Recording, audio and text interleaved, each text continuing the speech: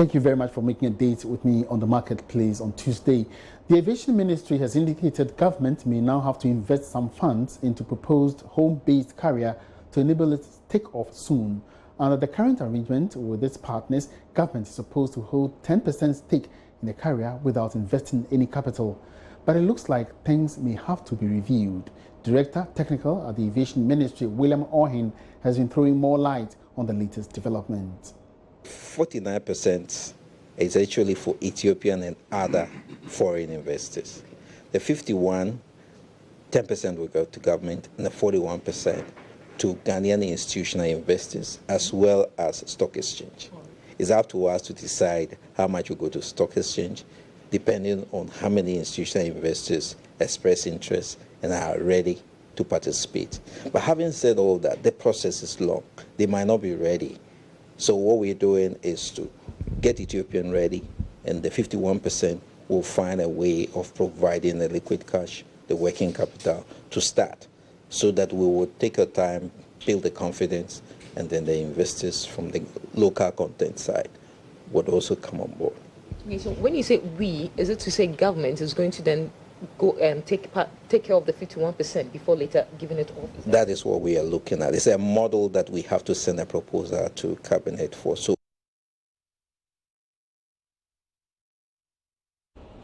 now, although the Bank of Ghana has currently banned the practice of pricing and advertising in dollars, some checks by Joy Business have shown that the practice still persists. The Ghana Revenue Authority, GRA, has ruled out possibility of importers complying with the central bank's regulation. But how possible will it be for other stakeholders to also comply? Karen Dodu has the rest of the story. Services in foreign currencies or dollarization of the economy is a key contributor to the depreciation of the cedi. However, in order not to make losses, businesses, particularly in the real estate and hospitality industry, price and advertise in dollars due to its stronger value. But what has changed following the Bank of Ghana's notice? Well, from checks in the dailies and on the internet, it shows that not much has. Following the notice from the Bank of Ghana, I decided to do some checks to find out if ratings by hotels have been changed to cedis or they're still the same. And not so surprisingly, checks by some popular hotels, 5-star and 4-stars, reveal that the rates are still in dollars and mostly without the cedi equivalent. So all these ones in dollars, stating the rates, some with discounts, but all not with the Ghana cedi. But then another interesting thing I discovered from my check showed that port charges by the Ghana Revenue Authority are also in dollars. So it says for importing a passenger car, you pay $566. Goes on mentioning various vehicles and their journey costs. So clearly the fight against the dollarization of the economy should not only be a problem of imported goods or goods believed to be from the foreign markets, but the fight should start with government. And that was Karen Dodu's report. Now, the nomination of current MTN Vice President for Southern Region, Ebenezer Asante, onto Standard Chartered Bank Board has reignited the debate of board composition. That is, should persons serving in executive positions be allowed to serve on other boards as well? But apart from that, what can we learn about the governance of institutions and what are the features we should expect to see on various boards? Philip Namfuri joins us with some more analysis on this particular development. Philip, you're welcome back. Thank you very much. Right, so why this development? Okay, so you know, with this appointment of Ebenezer Asante, the former CEO of MTN, some were worried that how can he be with MTN and be on the board of a bank? But he's on the board as an independent non-executive director in the sense that he has no day-to-day role in running StanChart. But because of his wealth of experience garnered from working with MTN and etc., he's put on the board as an independent non-executive director. So basically, your role is to steer the firm in the right direction to make sure there's accountability, there's fairness. That's why there's independence attached to it. And it all goes to form part of the corporate governance code of the Securities and Exchange Commission. We put together an infographic just to educate our viewers and listeners on what exactly some of these tenets are. We can look at this now.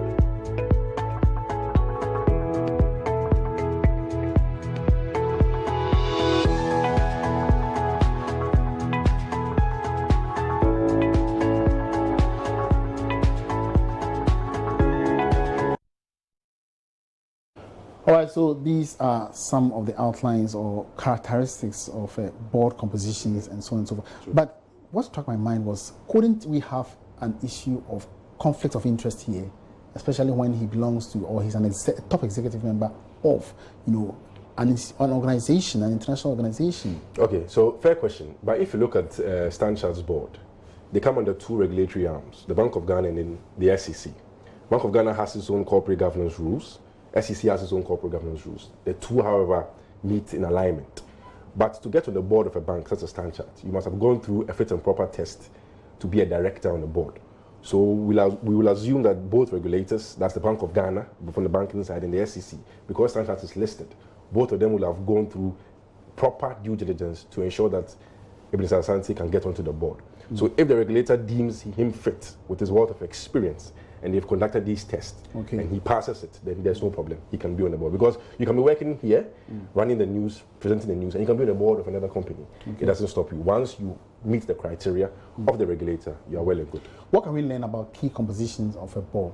Okay, so like his role is, he's an independent and executive director. If you look at the SEC code for 2010, however, there's a new code in the works, which will be released somewhere, I'm sure, in the coming months. However, it says there should be a good number of independent and executive directors. So what this means is that they're not part of day-to-day running of the firm, and you are in a better place to push accountability. Apart from your board fees that you take, you are not aligned in any bonus payments, any salary whatsoever. So you can have the executive director being maybe the managing director or in the firm. You can have non-executive directors. They don't form day-to-day management, but they may have some substantial connection to the firm in terms of maybe shareholdings whatsoever. But independent and executive directors, you have very minimal, and then the minimal connection to the firm. And then the SEC has spelled out clearly what it takes for you to be an independent and executive director. The same thing also applies to Bank of Ghana's corporate governance code. So apart from that also, there's a separation between the board chair and then the chairman, and then the CEO, I beg your pardon, of the firm. So you can't be the board chair and you can't be the CEO of a firm at the same time. And if you check, most of the listed companies have these. So these are some of the tenets. But the most important one that has arisen is because of Ebenezer Asante's role, independent executive director.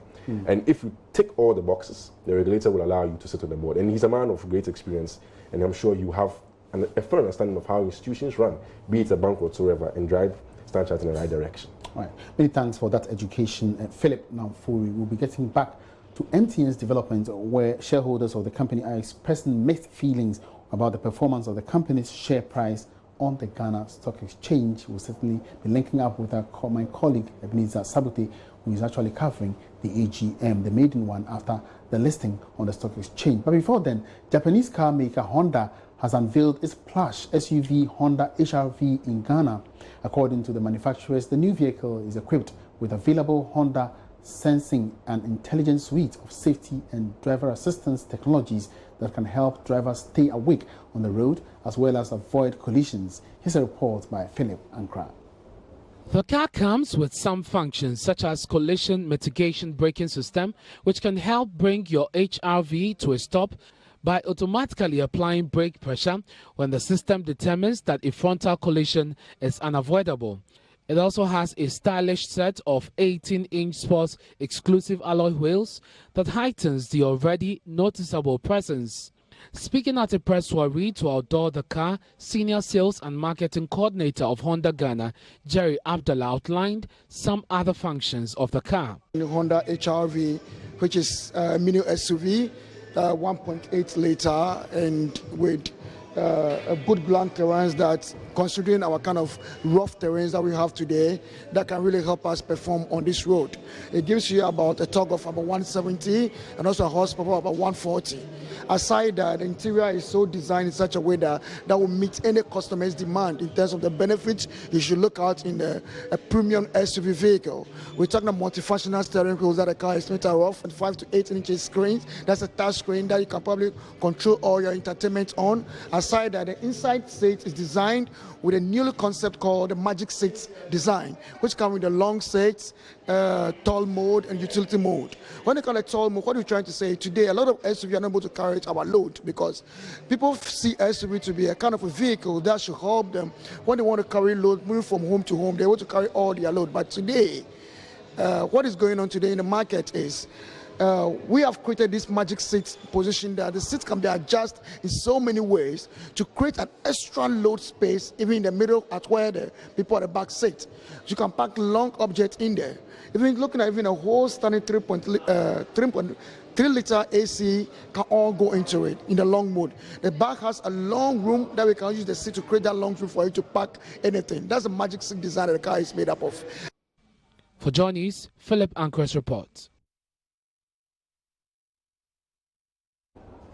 Now, the convener of the Third World Network, Dr. Yao Graham, has argued that government's fight against illegal mining can't be won should livelihoods of poor communities engaged in the act are not improved upon. Speaking at the National Conference on Artisanal and Small-Scale Mining in Ghana, Dr. Yao Graham is advocating government's multi-sectoral mining integrated project, MMIP, to deal with the cost elements of illegal mining and not necessarily the act.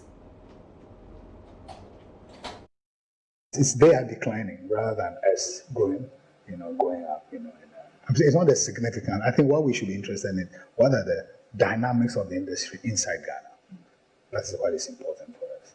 Because if, say, the bulk of your output is produced by foreign firms who take away most of the value as their earnings and various forms of payment, okay, as opposed to South Africa, where many of the mines are owned by locals. The economic value of the enterprise for the economy is different. Secondly, South Africa produces a lot of, say, mining-related equipment, there's beneficiation, research labs, services related to it, in a way that we don't have those linkages in Ghana. So their gold value may be dropping, but the importance of the mineral industrial complex is much more significant in South Africa than it is in Ghana.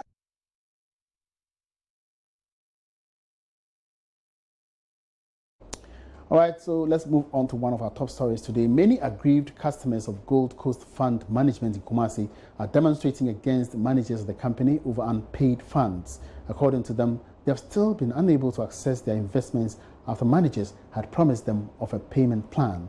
Our correspondent in Kumasi, Prince Apia, has been monitoring the situation and joins us via Skype with some updates.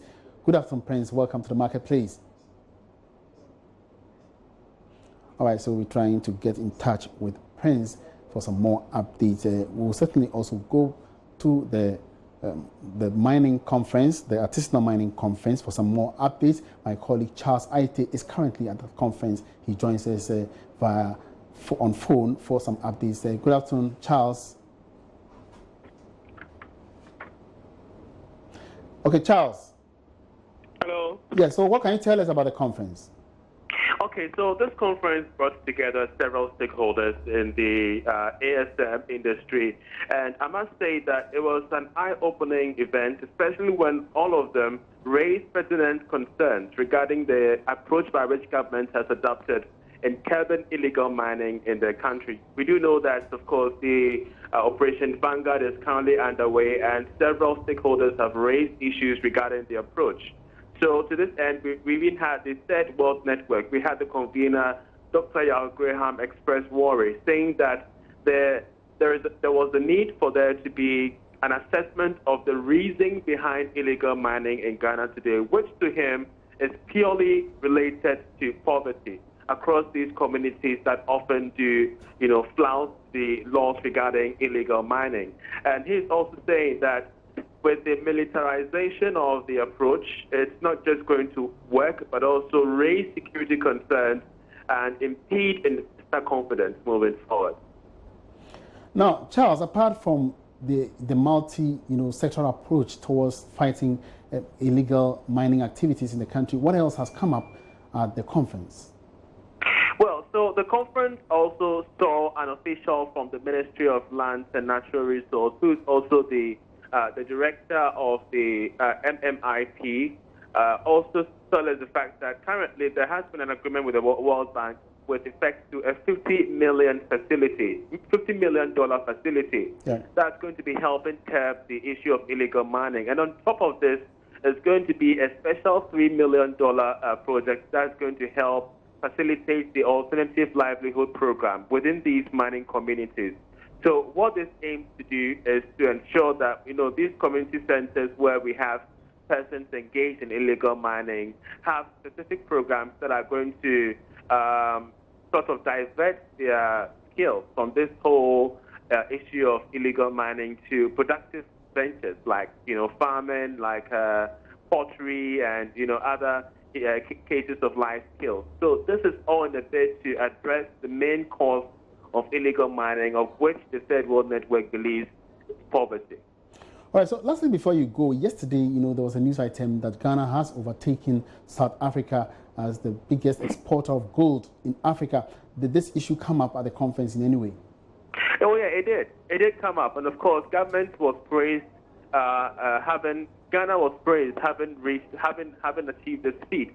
But yet again, there was this concern that to what end is it for a country like Ghana to be on the stat high and yet have issues regarding illegal mining, and most of these mining communities sort of shortchanged by the multinational companies who oftentimes leave them, without any sense of benefit, not just them, but of course the entire economy as well. So there have been the call by these stakeholders to government to ensure that the benefits regarding mining is replicated across all sectors of the economy, without which we can't really celebrate that Ghana is really out there as the leading gold producer in Africa.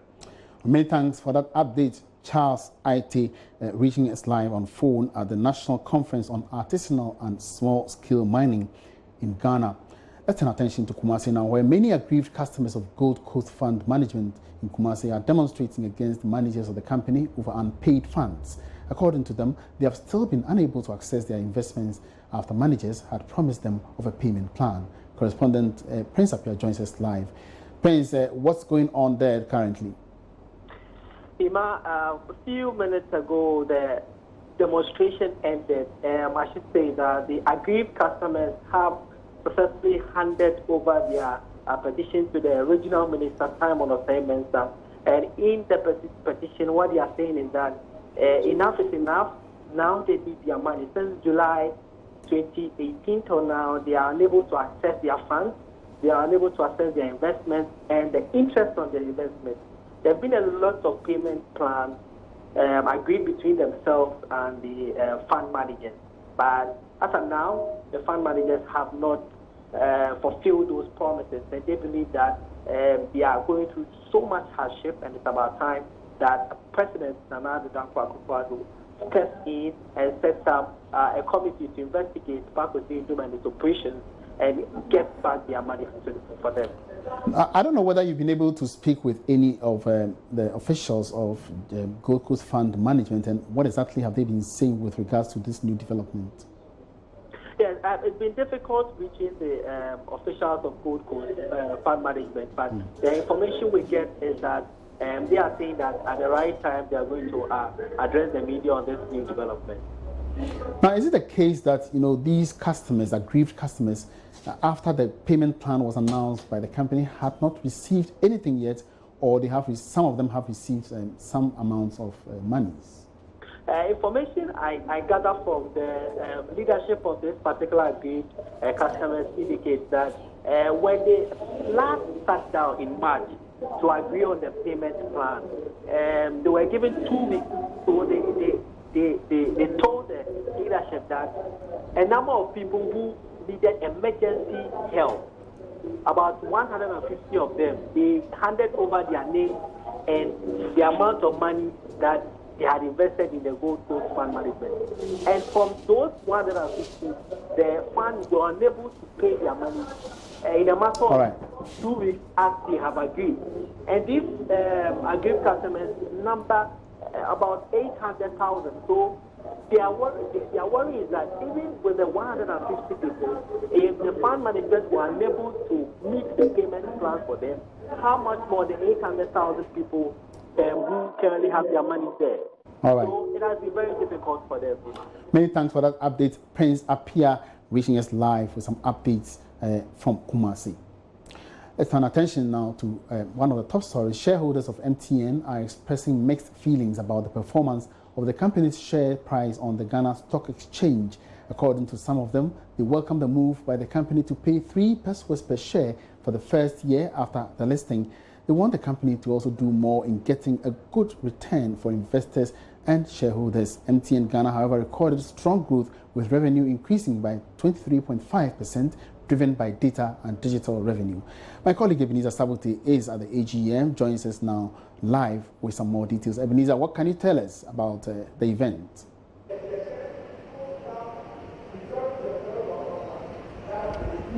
Okay, so over here I can say the momentum is high. I mean, when you look at the shareholders of MTN Ghana, having attended the first annual general meeting of the company since it's listed on the Ghana Stock Exchange. However, some feels that the share price that is being given to them, which is 3 pesos per share, is on the low side, with the explanation that some of them have to use their pension funds, their monies, they have to gather all this to invest in a big company. They claim a very big company like MTN, and at the end of the day they are earning only 3 pesos per share. They see it as a very slow side.